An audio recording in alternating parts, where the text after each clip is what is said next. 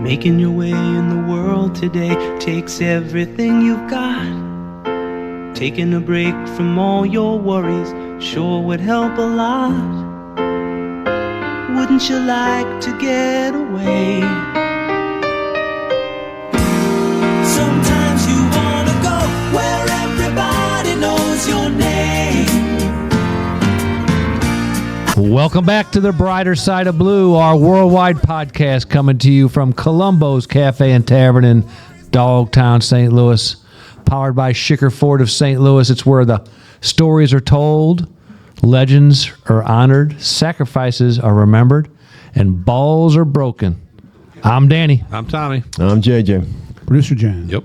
As we walk in tonight, we always talk on the podcast about the police family. Once you're in forever, and you walk past a gauntlet of the Romeos, which was about 26 strong today, almost a record I hear. Tommy Bo says 28, I think, is the record. They weren't counting us because we're not real policemen, I guess. Right. No. But 26 must be 1,000 years of experience up there at that table. A bunch of legends up there, and that's what it's all about. Still getting together years after being retired. And several of them have come down. Just come down to listen, and that's awesome. And we give Mike Grohe, who showed up, and Mike Grohe, and the Romeos, it stands for Retired Old Men Eating Out. He's old. And that's, but Mike came in. Mike real old man. Right. But Mike came in with the high school graduation date of 83. And he's like a pro Romeo. He's like a rook. He's a pro. He's a pro Romeo. He's a pro Romeo. He's good. He's on probation. He's on his 90-day ride along. They might accept him. They might not. Yeah. But Senior Schnoid's here. My partner Jimmy Long has been on the show. One of my best friends. His dad is here, and he's an old timer too. Why are you busting balls? He's just here. You could have stopped right there. He's here. He's not a pro. That's what I'm saying. His wife, Sonny, worked on the police department for 30, 40, how many years, Jimmy? 35 years. And you know what? James did how many years? 30. You? Yeah. 35, and then had 3 sons all in the police department. And 2 are still on. But Sonny is an unbelievable cook. That was one of the things I had, the prop I had with Jimmy. We'd go, hey, my mom's cooking dinner. When we get on after roll call, he goes, we're going to my house and eat. And it was unbelievable. What's the difference if you go to the long house or you go to the restaurant? It was free. It was free there. Right. Cheap bastard. Exactly. Cheap bastard. Well, yeah. I had many meals that Sonny cooked for us. It was pretty cool. That's probably the best reason why I had him as partner. That's one of the things we love about the police family, and it just goes on. And once you're in forever. Tommy, what are we opening for tonight? I want John to set that one up. Yes, a friend of mine, Dan Glenn, who's a famous musician in like the jazz world. He's a bassist and a guitarist, and he writes a lot of music. But especially in the bass world, he's kind of a big deal. But he was a Vietnam vet. He came back. He was a military policeman. He came back to the United States, got a job as a policeman, in the mainland, and then eventually went back into his music career. And I met him down when I was working in the housing authority. So it's an interesting story. Wait a minute. How did you meet him in housing authority? Well, he used to ride. He used to work for HUD. Okay, I got you. He also worked at.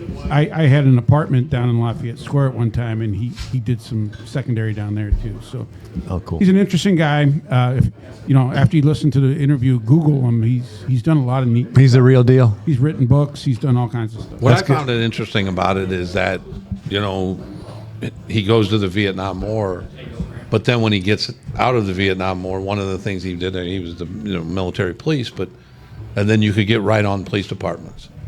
But somebody reminded him that his real passion was music. So he's like, yeah, you're right. So he quit the police department, like many people that we've known have quit the police department and done other things and been very, very successful in life. Right. Kind of like me in pickleball, or no? Kind of like that. But not even close. But thank God you hung on the police department for 30. You did 35 years on the police department before you decided to pick up pickleball, which is 33 and a half. Yeah. Anyway, we're looking forward to that. JJ, we have a little bit of a tragedy, but something that's kind of close to your heart with the spike strips. We lost one of the officers up in Indiana. Well, it's Bradley Fisher. He was a town marshal. I guess he was one of the big bosses in Linden, Indiana, and he decided to help out this Boone County or Randolph County on July 29th, and he threw some spike strips out and got killed.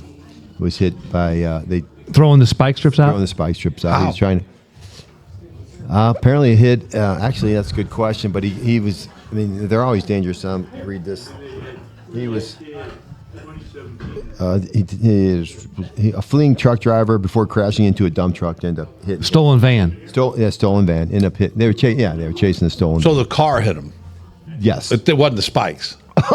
No. No, I'm just saying Yeah, that when you told the right. story, my original thoughts was the spikes got him somehow. No, he threw the spike strips, which is always a dangerous proposition, especially if you're not, trained in them or really, And I'm guessing this, not criticize. He may have been trained in them, but he was a marshal. I'm guessing he was the boss. I don't know that for sure, and that's why it was brought to my attention was because my guys do that every single day.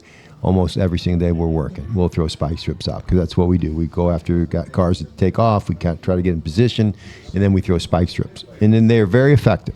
And they take out the tires. And Jimmy, can you explain how spike strips work for people who don't? They're like an accordion. You throw them out in front of the car. You got to get yourself in a good position. You can't be like standing out in the middle of the street. And I've seen videos of coppers that are way too aggressive, and they'll get out with no protection, standing on the highway and throwing spike strips out. And you just don't know. People don't care, and they can. If they lose control of the car, they can take you out. So there's a tactic to it. I feel like my guys have gotten really good at it. There's times where early on in their careers, in my career in mobile as a supervisor, where they're doing the spike strips, I'm like, oh my God. Then we have to talk about it. Say, hey, listen, this is crazy. You can't stand out there unprotected. So I'm guessing that's what happened to Bradley Fisher. Unfortunately, he was 50 years old, leaves behind a wife and 2 kids. Yeah. But it's a tactic thing that they need to practice, and maybe he was, but anything can happen, even if you do the best tactic. I was just going to say the freak accidents happen. Right. I mean, right. Yeah. That's terrible. Yep, we don't like to hear that. So Nope. Wow. Tommy, we were talking about. John, can you pull up this picture? We hate to go on these tirades. We try to avoid these tirades. Is your boy? Is this the boy or the girl? That's a trans player, and we don't like to go down the road, but there's some nonsense going on around here, and people are getting abused. We're trying to protect women's sports too, and this player. We talked about it last week with Sophie Cunningham. Is my hero. Sophie Cunningham. She's standing up for women's sports as well. I love her. Look at that dude. So that's a trans player in the European League. Definitely has bigger pipes than JJ. Look at that. And not even close. And actually, the gal next to him has bigger pipes than me. Yeah. So anyway, but this is scary stuff here. So this perspective in one of these games, I can't remember that player's name. Scored 21 points, but got Jim. Jamie. Got 30 rebounds in a game. That was good, Tommy. 30 rebounds playing against women. Okay, and it's just makes no sense. And so the WNBA is becoming like a radical league trying to be activists instead of play basketball, let us go and watch you, eat popcorn, have a beer, go home. You're not activists. But the NBA goes over to Europe constantly and grabs their best players. Right. Okay. So if the WNBA wants to be so open and diverse, go over and pick her up because she's available. She said she'll come over and play. Right. That's the female Luca. That's the female Luca. Let her come over. Lukey. And so hey, we're not trying to exclude trans people either. Hey, there's WNBA. There's NBA. Have TNBA. Have a trans NBA and give them a place to play. We don't want anything bad to happen, but we also want to protect women's sports. Little girls grow up practicing, playing sports, and we don't want them to stop dreaming because when they reach a certain level, they're going to meet Jim. Jamie. It's actually Jamie now. But look at the pipes on that. Dude, 30 he got rebounds. Impressive. The hair under the arms is impressive too. It's not right. Europe. It's Europe. You can have hair under your arm. Yeah, it's true. It's in true. Europe. But so the NWA, That's how they roll. That's how they roll. But so now you've heard about what's this guy's name that's offering $10 million? $10 million. Trey Clark. Oh, yeah.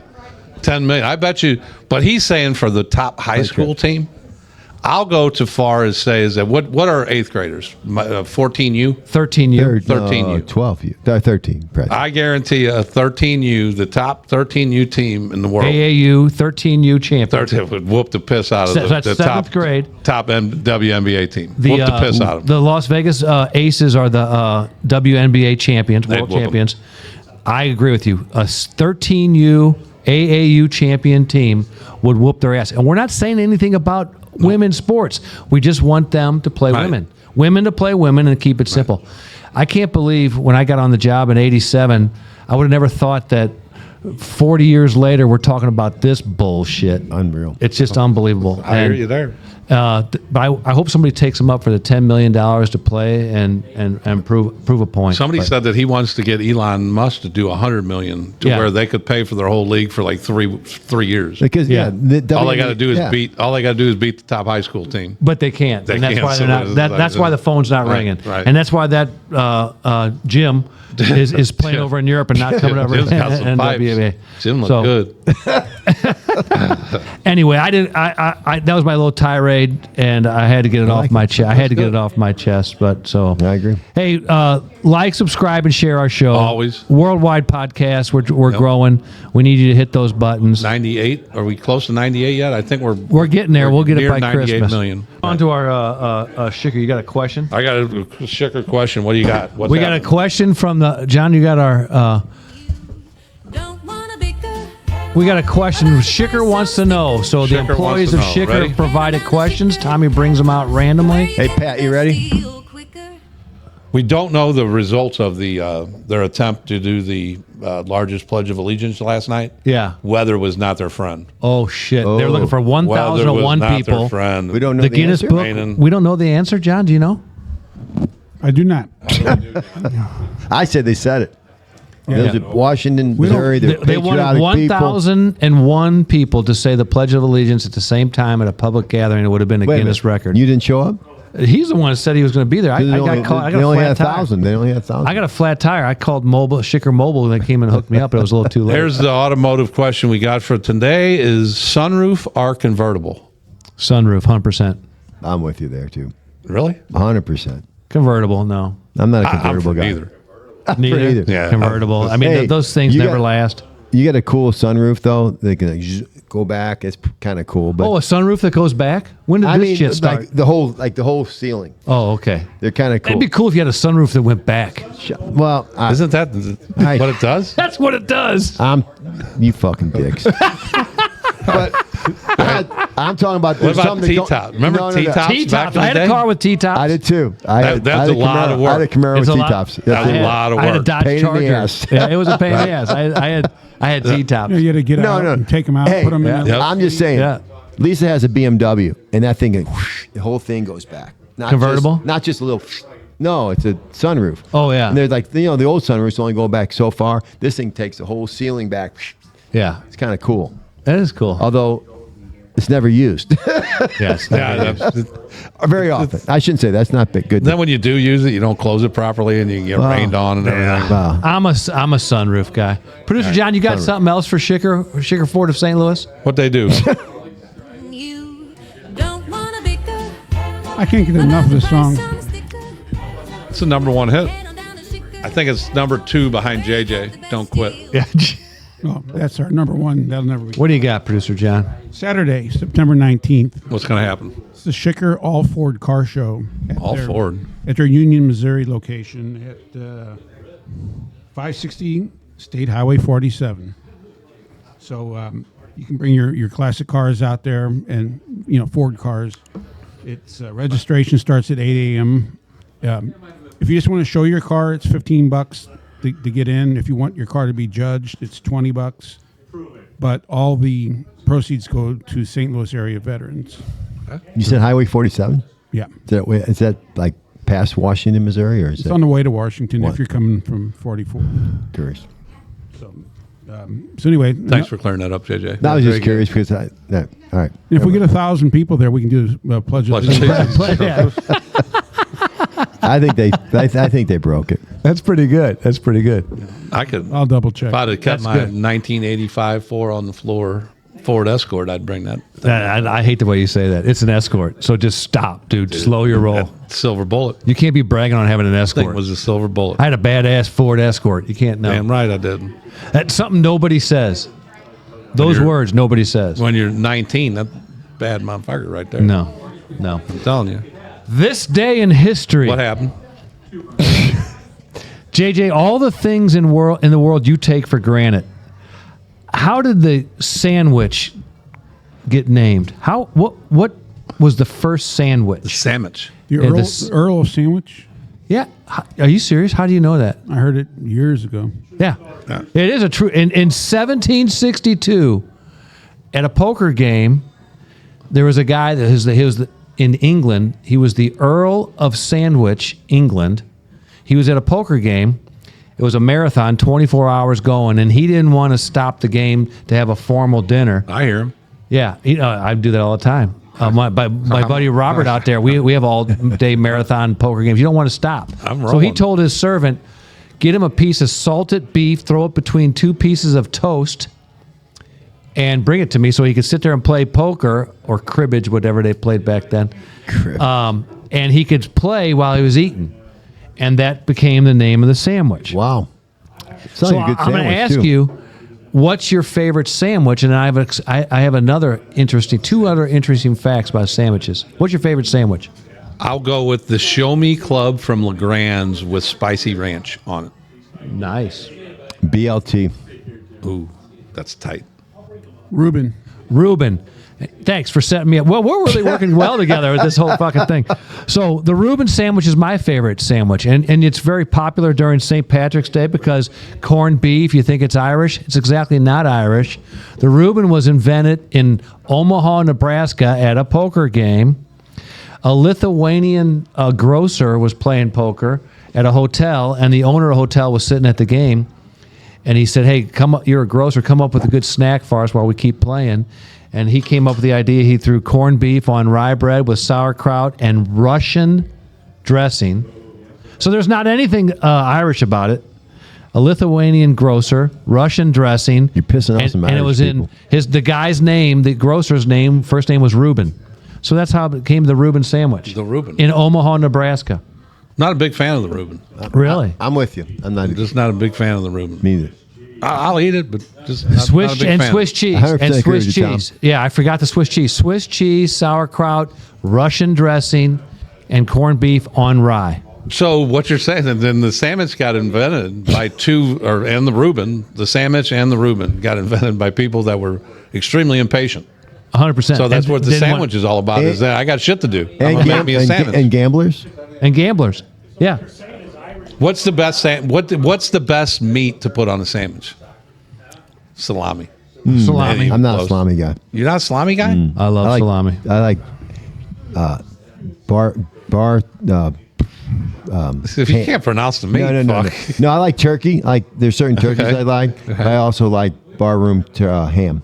Barroom. Oh. Like if you like some, Bar ham. Tavern ham. Tavern ham. That's what I was saying. In 1965, an astronaut, John Young, an astronaut. I don't even know what the hell it was. Tavern ham. I get it all the time. I couldn't think of tavern. Oh shit, that got me good. I don't know why it got me, but it got me good. That's good ham. It's like bar, something, bar. Tavern ham, yeah, that's it. But I was close, Tommy. You I were was getting close. there, JJ. I was close. I was getting there. Thanks, In John. 1965, an astronaut on the Gemini 3, John Young, Mr. Young. snuck a corned beef sandwich in his spacesuit as they took off. He ate it, and crumbs went everywhere and floating, I'd been and pissed almost screwed up the entire electric panel. I'd have beat 'cause he his ass when I had a chance. If you're in there, if you're Yeah. in the space capsule, Yes. and he pulls out a sandwich, Right, this shit starts and getting shit starts going all over the place. I'd have smacked That's the shit what out went of him. down. I'd have smacked the shit out of him. Last thing on sandwiches. Right. Sandwiches went to court because a judge in 2006, a Massachusetts judge, had to determine, in front of him was brought the case, is a burrito a sandwich? The judge had to figure this out? Judge had to figure it out because there's a strip mall where this restaurant had a contract that no other restaurant could open in this strip mall that sold more than 10% sandwiches. And so they sued. It went to the judge, and the judge says, a burrito is not a sandwich. It needs two distinct pieces of bread and something in between there to be a sandwich. I gotta be honest, Tommy, or not Tommy. You don't give a shit, do you? I lost interest already. I'm down for this. I'm down for this. Oh, okay. A burrito's a Mexican sandwich. Yeah, well, go on. Yes.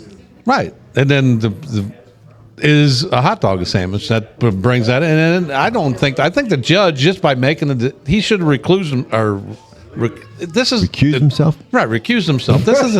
This is not up for debate what a sandwich is and what it isn't. The lawyers, the law can't decide this. I decide what's a sandwich for me and what's not a sandwich. I agree with that. Fuck that judge. You don't I don't really tell care. me it's not a sandwich. Don't tell me what the goddamn sandwich is. It's a train sandwich. It identifies as a sandwich, but it's really something else. They should have their own restaurants.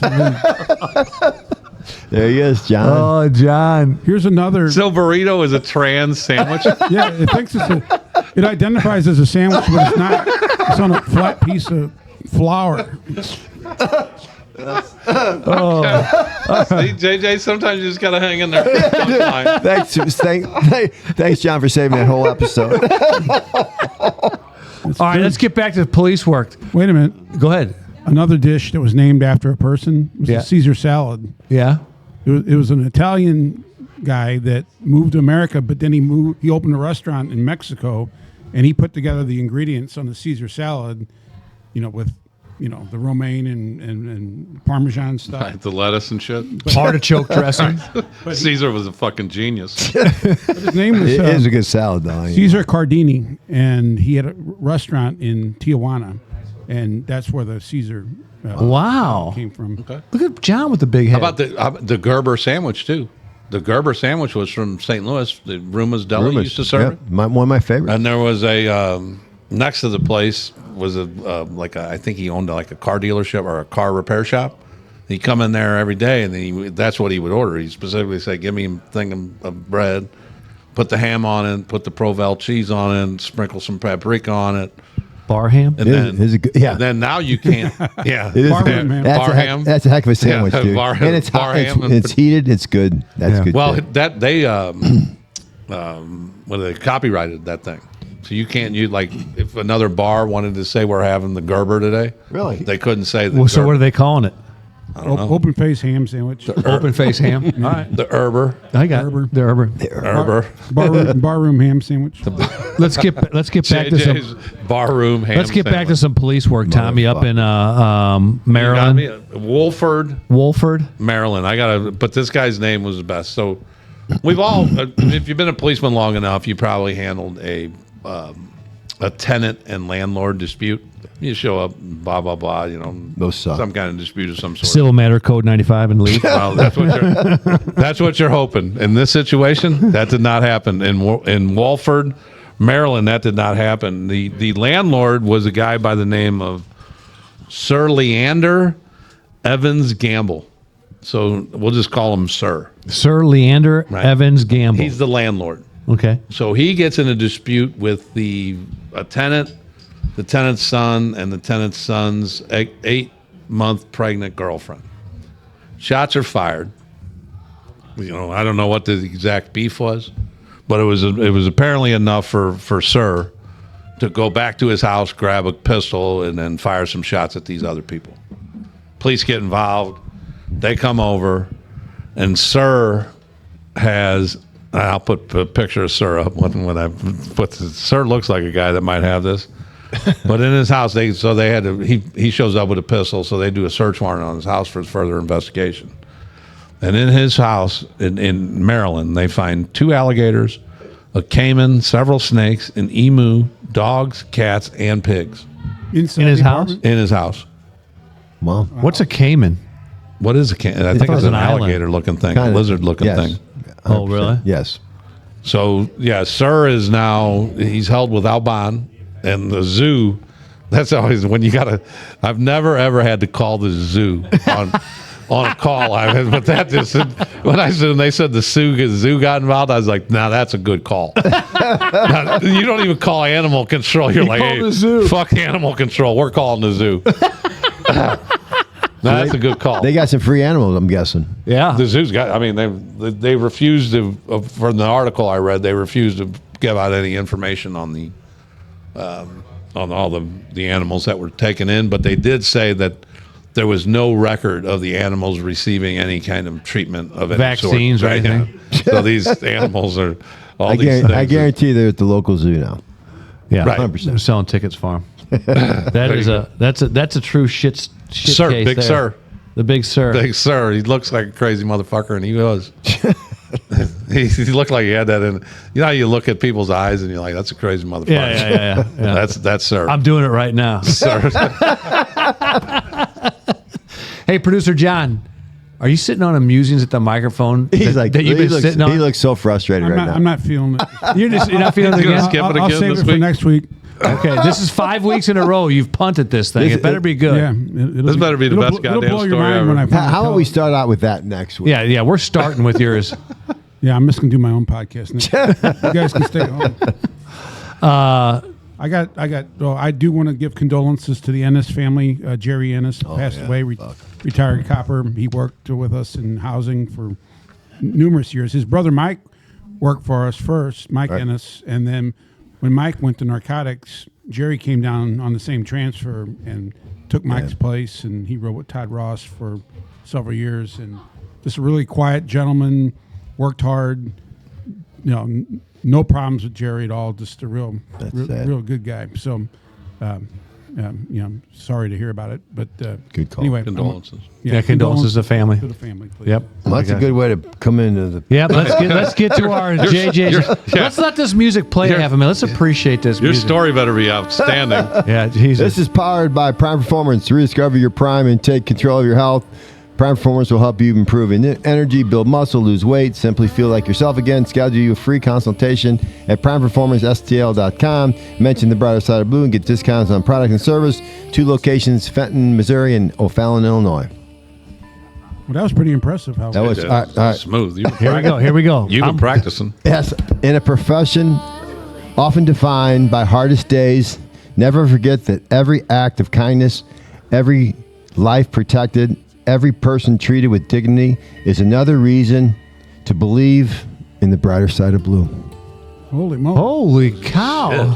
Where are you getting this stuff from? It's just that. Wow. Where are you getting this stuff from? He's like the Socrates of podcast. All right, one more time. Can we get it one more time? Socrates. Come on. Can we get it one more time? I guess. I hope I don't screw it up again. Right. In a profession often defined by its hardest days, never forget that every act of kindness, every life protected, every person treated with dignity is another reason to believe. In the brighter side of blue.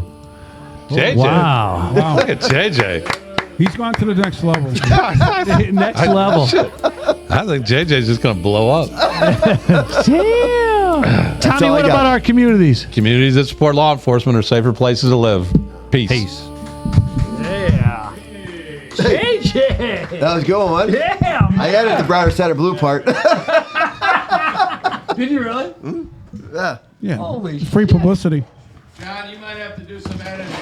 Why? Why? You guys kind of told a little lie there. What's that? What? Okay, when don't we? What did he say? What? You said what? He goes, we want to told a little bit of a lie. Which one? Pretty big one, Dan. Oh, what is it? You said, let's get back to police work, and we never heard you do that. I was deflecting. I was talking to them. I wasn't talking about me. Those are foreign words. I was deflecting. Everybody already knows that. I know my place. He's the. That's a good one. How long was that, Johnny? 35. Perfect. Oh, fuck. Short? We went short. That's all right. Fine, We're not shoot, based they on do. time. We're based on Yeah, I quality. agree. I don't care. Who cares? People still listen to us. No, I know my place. I was looking for them to talk about police work. I was trying to take up for you. I said we can't touch that. And you said it twice. You said it twice. I think they may. Greg may change the fucking thing on that flag. Oh yeah. No, I know. And she used the one I just did. No. They just gave like 30 flags back there for the team. Calm down back there, JJ.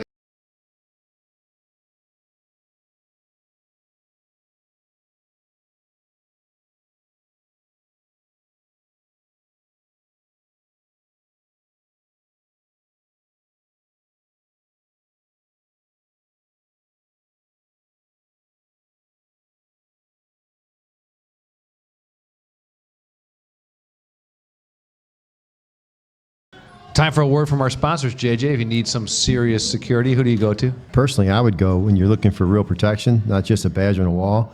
Make the call to the Campbell Security Group, based right there in St. Louis. They're veteran-owned and powered by former law enforcement and military professionals, from executive protection to private air security. They got your back. Get a peace of mind when it matters most. Visit campbellsecuritygroup.com or call 314-499-1121. Campbell Security Group, because safeguarding your world requires more than watchful eyes. It demands proven action. Looking for a place to unwind, celebrate, or just pull up a seat with a good company and a fine cigar? Head to Riverman Cigar Company, located at 8984 Watson Road. They're not just a cigar shop. They're a premium lounge where craftsmanship meets chill. From Padron to AJ Fernandez, the humidor is stocked. The sonic humidifier with reverse osmosis keeps every stick tasting top tier. Whether you're new to cigars or a seasoned aficionado, they've got events, education, and a cozy spot to kick back. Call 314-843-3355 or check them out online, rivermancigar.com, where quality matters and the vibe's right.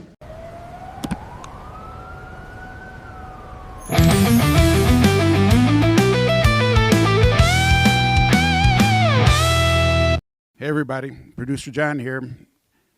I have two very special guests. First of all, a musician, author, ex-police officer, combat veteran, and good friend of mine for many years, Dan Glenn.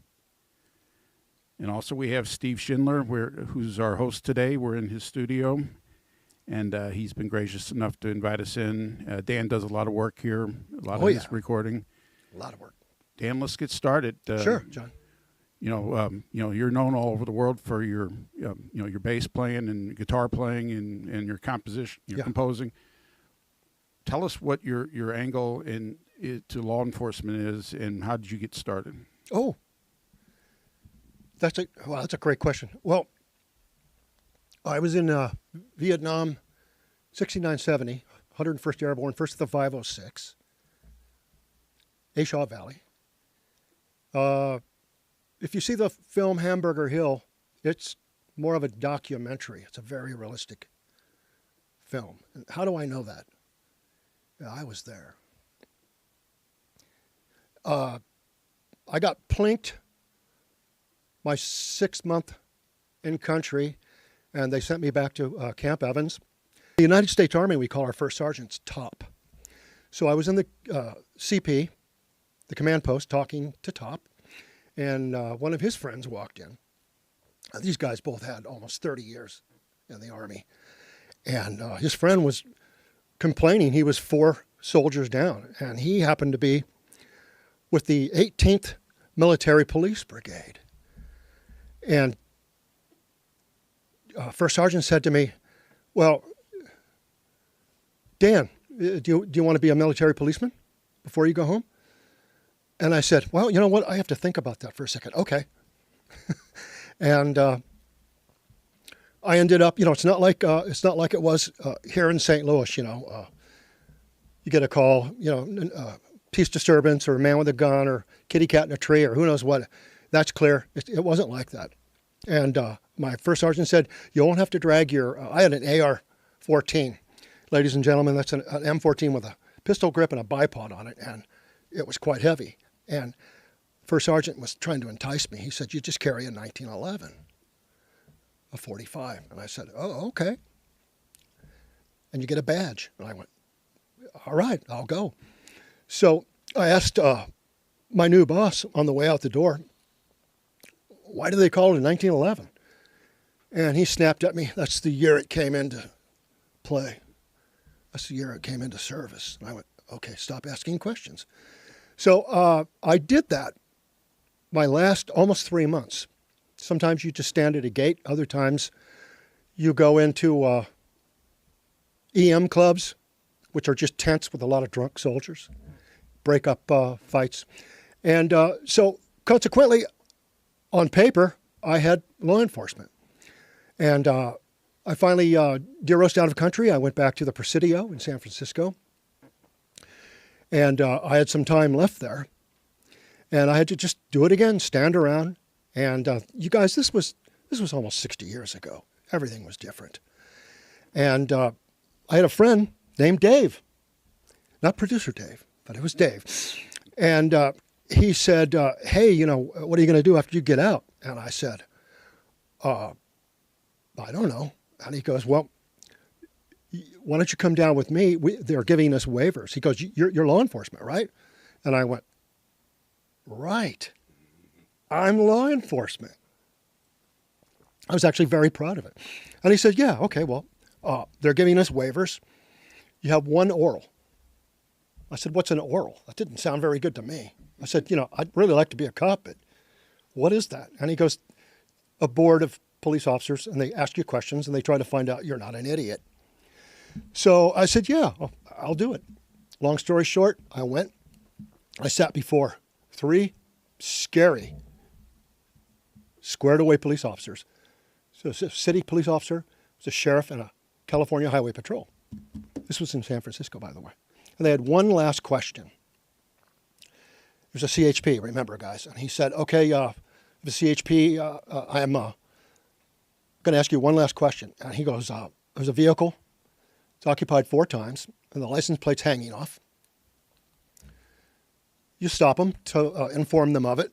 And he said, there's 4 of my kind. Now, this was an African-American gentleman. And he said, there's 4 of my kind in the vehicle. How do you handle that? And I said, well, Captain, the fact that they're all California Highway Patrol officers. And the other 2 coppers started smiling.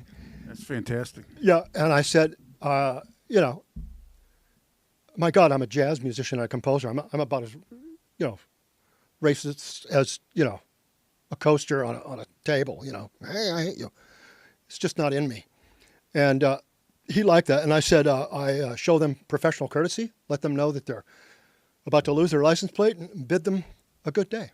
So at that time, you could actually waive your academy for up to 6 months. Isn't that crazy? OJT, you know, or they'd fire you on the spot if you were a knucklehead. I actually got on, you have to be a bailiff for a while. And they needed people. And I was at San Rafael's Marin County Civic Center. Angela Davis was in the jail at that time, just to give you a time stamp. And at that time, my first day I went in, I didn't know what to do, where to park, and all of a sudden police officers are running helter-skelter. And a police officer said, come with me. So and we're all hunkering down. I'm like, what's going on? Well, ladies and gentlemen, some very uncool people had gone into a court in session. This is all documented, unfortunately, and verifiable, really unfortunately. And they had gone in and, with sawed-off shotgun, walked up to the judge, tied his tie around the shotgun, and walked their homie and the judge out. They were leaving. And they got a Hertz Rent-A-Van, yellow van. And they stopped them, and they wouldn't let them. And, you know, it was bullhorns, and this went on for like half an hour. And then we heard the shotgun discharge. And that was it. And they killed His Honor. And they put some fire on that van. And that's when metal detectors came into being. Isn't that something? That's how old I really am. So I kept getting all these great assignments.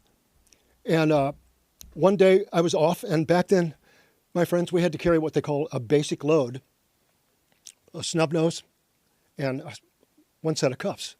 And you know me, John, I had 6 rounds in each pocket. And I was going through Sausalito on my day off, It's beautiful. If you've ever been to Sausalito, you know what I'm saying right now. It's just unbelievable.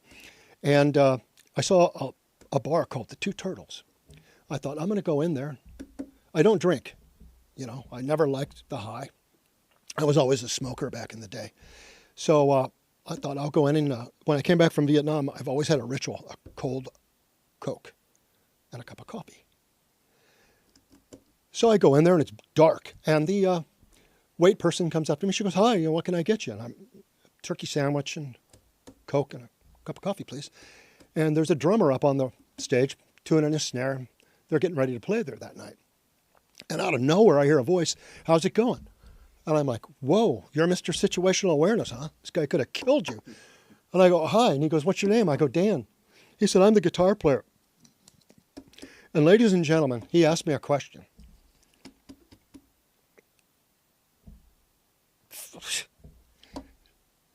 Wow. I kind of just relived it. He said, are you a musician? And I'd forgotten it. I've been a bass player all my life. And I said, yeah, I am. And he said, what do you play? And I said, I'm a bass player. And he goes, oh, there's bass up there. Our bass player's gone, but go up and check it out. It's a Hohner, fretless. It's got colored strings on it, belly pad. Go up there and check it out. And I went, okay. So I go up on the stage and I sit on the amplifier and I play an open E string. And my cuffs start rattling. And the drummer looks at me, you know. Drummers are notorious for not turning their snares off. And he goes, what's that? And I go, I got a plate in my shenanigan. He goes, okay. So I readjusted everything, and he started to play. And I started to play with him. And my friends, I had an out-of-body experience. I forgot that I was a musician. That's what, you know, combat will do that. It'll make you forget a lot of stuff. So we jammed, and we exchanged phone numbers. And the very next day, I went to HQ, and my lieutenant, God, I'm so old, his name was Lieutenant Christian, was standing there chewing someone out, and he was looking at me while I was standing there. And the third time he looked at me, he said, you're going to quit. Go into my office. So I sat down. He came in, closed the door, sat back in his chair, and he goes, what's going on, Dan? And he sat back with his hand over his head, just kind of rocking. And I told him the story I just told you. He listened very carefully. And he asked me, are you any good? And I said, yeah, Lou, I am. And he said, well, fine, you can always come back here. You'll have to start over. You're definitely going to the academy. But we love you, man. Go be you. My friends, 3 weeks later, I was in a band. And I never looked back. I've had a wonderful, blessed music career. I have played with and shared air with some of the most amazing, famous and not famous, musicians in the world. So my life was wonderful. My wonderful wife, Francoise, and I have lived in St. Louis for like 30 years. We didn't go to high school here, but we consider this our home. And my wonderful wife has been with Centene Corporation. She's an IT legend. And she's French. She's an American citizen, but she's French, born and raised in Paris, okay? And, you know, they say the French can be rude, but my wife has never been rude to me. And we were living in the Dorchester at the top. It was the first place I ever lived without a peephole on the door. I had my studio there. I had just finished my novel, Almost a Proverb. I have 6 symphonies. I had just finished my 3rd symphony there. I adore my wife. The phone rings, and I just opened the, what do you call them, armoire with our TV in it. I was getting ready to turn on the TV. And my wife calls me, and I go, hi, sweetie. And she says, turn on the television, and hangs up on me. I went, oh, man, that was weird. And I turned the TV on, my friends, just in time to see the second plane come into the Twin Towers. needless to say, I freaked out, as we all did. At that time, the music stopped inside of me. I wanted to do something. My wife was trying to help me. Go volunteer at the VA or do this, do that. And we had a neighbor who was a Missouri highway, he was a Missouri State Trooper. And I was whining to him, and he said, how old are you? And I said, I'm in my 50s. And he said, damn, I thought you were in your 30s. And I go, well, thank you. And he said, you were a military police? And I go, yeah. He goes, okay, well, you at least got a crypto clearance, right? And I went, yeah. And he said, well, hey, man, you should go to the academy. In St. Louis, you can become a armed security officer, get as much training as you can. You'll hit the street when you're on duty. You know, you're the police. You have, powers of arrest. It says you have the same authority as a police officer and all that good stuff. You won't be pushing orange cones around in a parking lot, believe me. And we need police officers now because many of you wonderful police officers out there are reserve military. And they were like a pneumatic tube sucking them over to Iraq. And he said that they could use you, man. Get out there and do it. So I did it. I attended the academy, and I went to work for HUD and started working in Section 8 projects. In walks this tall, menacing police officer, the sergeant. And I said to Steve Burley, who's that?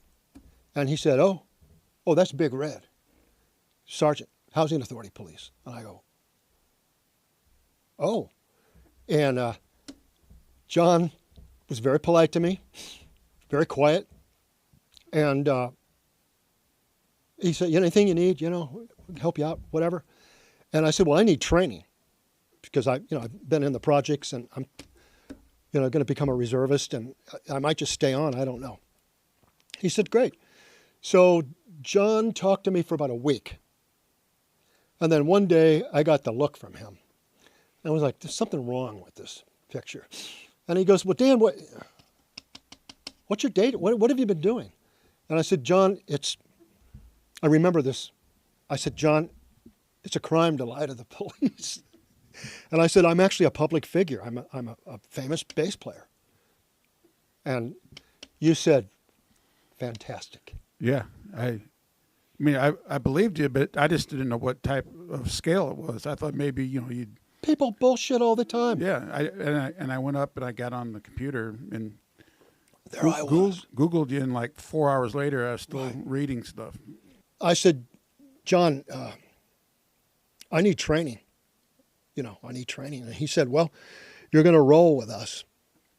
And I'll tell you right now, if my cops don't like you, that's tough shit. You're on your own. That's the way it is. And I said, understood. So I went out with these wonderful police officers, and I started to train. Cochran, LaSalle, we hit them all. And I got mentored by John, not by being told what to do, but by watching him. There's something wonderful about the heart of St. Louis. And after that, I got on Metro, and I was posted up in the 2nd, Hampton Village. And I got to meet Mike Heyman and Mark Johnson. And Heyman was my partner. And I met Lieutenant Michael J. Lowry, who was the commander of police secondary and private security. And he was wonderful to me. I drove Lou nuts. You can. So, yeah.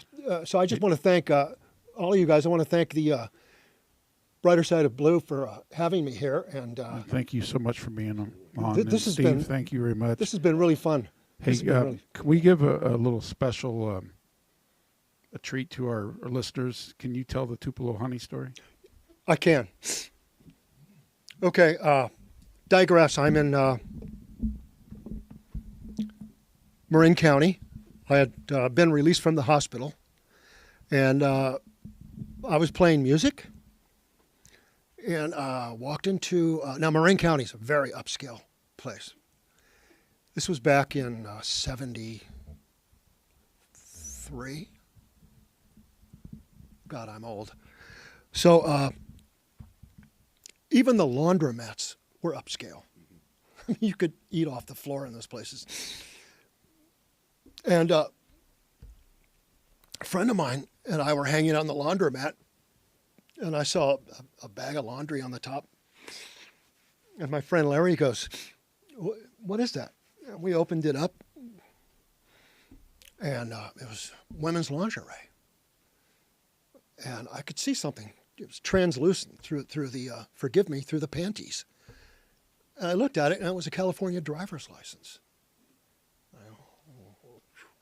Well, they've been through the spin dry and the tumble. So this was just an abandoned bag of clothes that was somebody left in the laundromat. Yeah, they just left them there.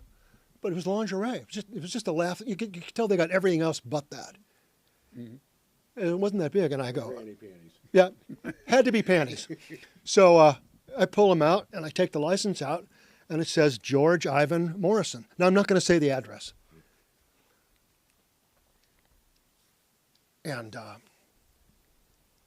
went, "Oh, that's Van Morrison, man.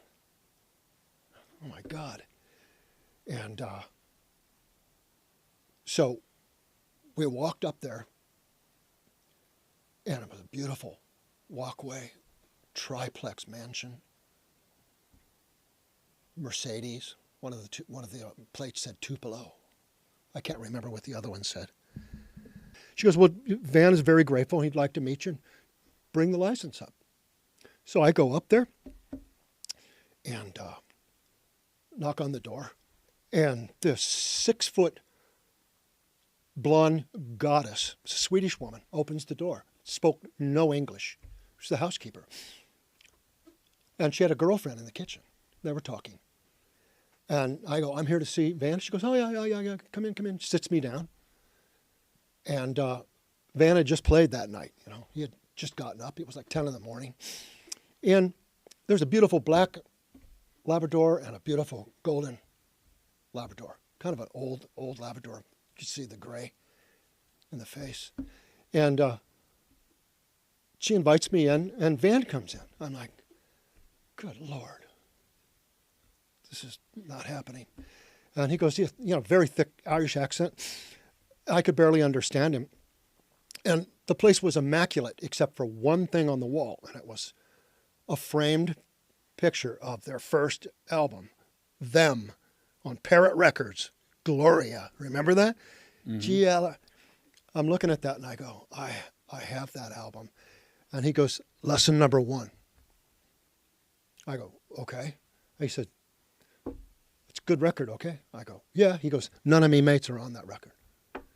The record company screwed me, fired everyone." And I went, oh, I sat up straight. Now, many people have been wondering. I was wondering. We've all been wondering. What's the meaning? There's a band called Uncle Tupelo around this region. I mean, everyone was wondering, what's the deep meaning? I know who Brown Eyed Girl was. I met her. Mm-hmm. But it was mystical. And we were all in our 20s, and we wanted some meaning. So I'm sitting there, and he flops down, and we're talking, and I'm telling him, what I do, and he goes, "Oh, okay." And I'm petting the golden retriever, is snarfing my shenanigans, telling, they check out your gender, right? And I'm like, "Nice doggy." Yeah. And Van is sitting there. He found it kind of funny. And I said, "May I just ask you one question?" And he goes, "You just did." You used your question, Dan. Frosted me. And he started laughing. And I said, "This taught me a lesson." It really did. And I said, "Van, what's the meaning? What's the essence? What's that meaning behind Tupelo, honey?" And his accent was so thick, and he goes, and I go, "Oh, God, I'm sorry, I can't understand you." Oh, no. Thick Celtic accent. He goes, "It's the bloody and I go, "Oh, this is going to be, get a notebook out, blood. This is going to be good." Blah, blah, blah. But the 5th time, he gets up and walks over to me and said, It's my bloody dog's name.